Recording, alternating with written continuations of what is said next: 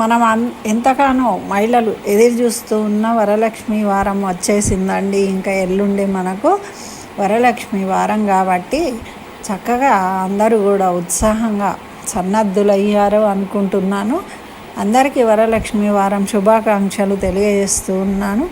అయితే నాదొక మనవి ఏంటి అంటే, వరలక్ష్మి పూజను చేసుకోవడం, వరాలు మనకు అమ్మ వరాలు ఇవ్వాలి అనుకున్నప్పుడు ఏ విధంగా చేసుకోవాలి, మనం గుర్తుంచుకోవాల్సిన విషయాలు ఏమిటి అంటే, నెంబర్ 1 ఫస్ట్ ఇంటిని చక్కగా శుభ్రపరచుకోవాలి.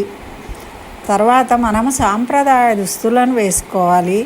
సుహాసినులు వరలక్ష్మి పూజ చేసుకోవాలి. సుహాసినులు భర్తతో కుటుంబ సభ్యులందరూ కూర్చొని చేసుకుంటే ఇంకా చాలా మంచిది.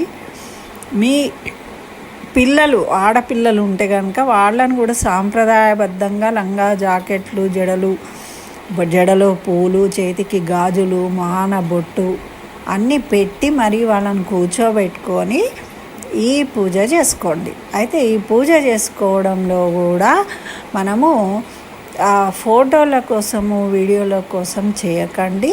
మీరు నిజమైన భక్తితో చక్కగా చేయండి. అలంకరణ కోసము ఏ పూలు పడితే అవి, మనం అమ్మవారిని పూజించాలి అంటే నిజమైన పూలు, సువాసన గల పూలు మాత్రమే ఉపయోగించాలి అమ్మవారికి, విష్ణుమూర్తికి కానీ లక్ష్మీదేవికి కానీ. అది మనకు శాస్త్రంలో ఉంది. మరి నైవేద్యంగా మనము పూర్ణాలు, భక్ష్యాలు చేసి నివేదించాలి ఆ రోజు. మీరు ఎన్ని రకాలు వేరేవి తెచ్చి ఇంత దూరంగా పెట్టి నైవేద్యము ఫోటోలు తీసుకోవడం కోసము చేయకండి దయచేసి. మీరు ఎన్ని చేద్దామనుకున్నా అవన్నీ తర్వాత చేయండి. ఫస్ట్ పూజ మనశ్శాంతితోని ప్రశాంతంగా చక్కగా సాంప్రదాయబద్ధంగా చేసుకోండి. మీ ఇంట్లో ఈ రూపును తయారు చేసుకోవడము, మొహాలు పెట్టడము ఇవన్నీ అసలు లేవండి. అసలు కథలో కూడా లేవు ఇవన్నీ మనం కల్పించుకున్నాయి. అవన్నీ చేయాలని ఎక్కడా లేదు.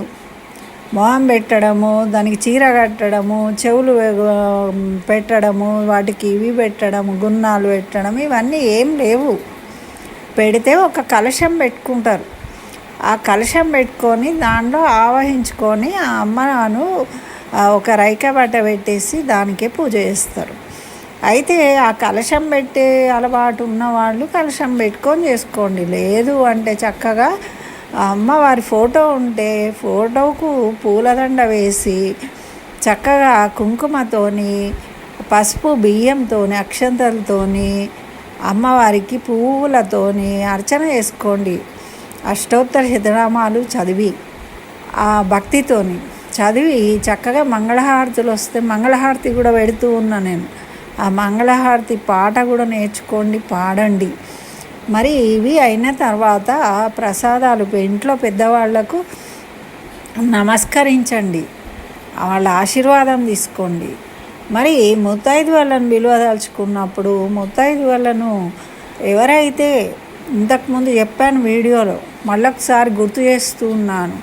ఎవరైతే కొడుకులు, బిడ్డలు కన్న వాళ్ళు ఉంటారో చక్కగా పిల్ల పాపలతోని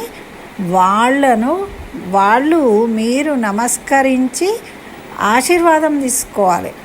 కాళ్లకు పసుపు రాయాలి. సుహాసినికి ఏం చేయాలి, లక్ష్మీ స్వరూపంగా మనము ఆమెను భావించి ఆమెకు కాళ్ళకు పసుపు, పుస్తలకు పసుపు ఇవ్వాలి. పుస్తలకు తడిపిన పసుపు ఇవ్వాలి, పొడి పసుపు ఎప్పుడు ఇవ్వకూడదు.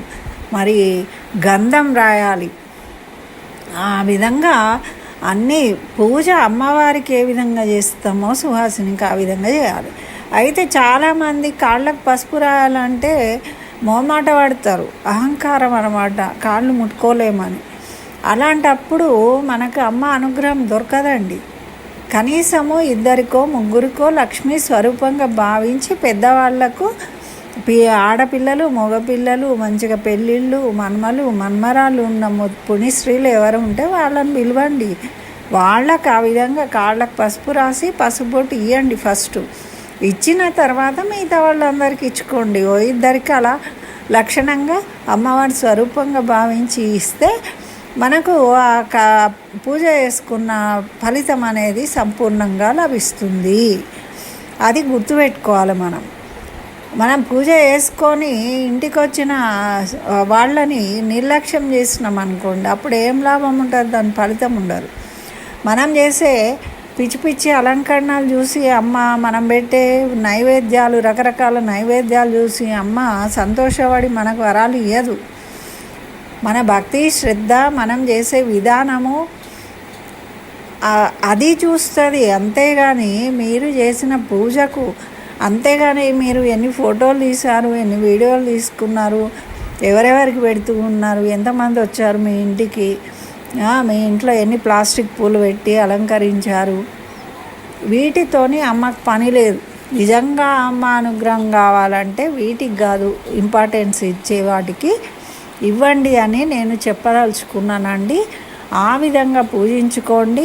మీకు వ్రతం చేసే అలవాటు లేకుంటే లక్ష్మీ పూజ చేసుకోండి. ఈ వ్రత కథను వినండి, అక్షంతలు వేసుకోండి, సరిపోతుంది. అంతేగాని లేని ఆచారాలు పెట్టుకోకండి.